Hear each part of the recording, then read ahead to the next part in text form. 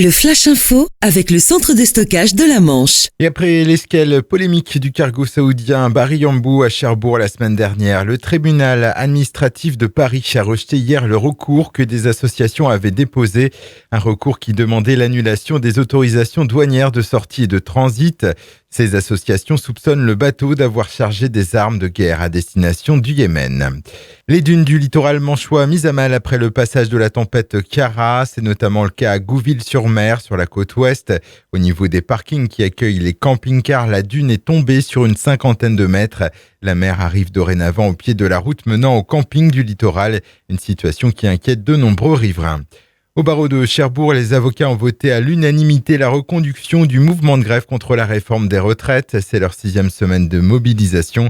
Toutes les audiences civiles, pénales, commerciales et prud'homales sont donc renvoyées. C'est une étape symbolique dans les essais à chaud du réacteur EPR de Flamanville. La turbine a été démarrée le week-end dernier. Pour réaliser cette opération, près de 50 salariés d'EDF et de General Electric ont été mobilisés et plusieurs mois de préparation ont été nécessaires. Attention, si vous circulez sur Cherbourg en Cotentin, la voie portuaire à l'est de la ville est coupée depuis hier matin et jusqu'à ce soir pour des travaux d'enrobé. Une déviation a été mise en place. Port de Normandie poursuit ainsi la rénovation de cette zone portuaire où passent également des milliers de véhicules chaque jour.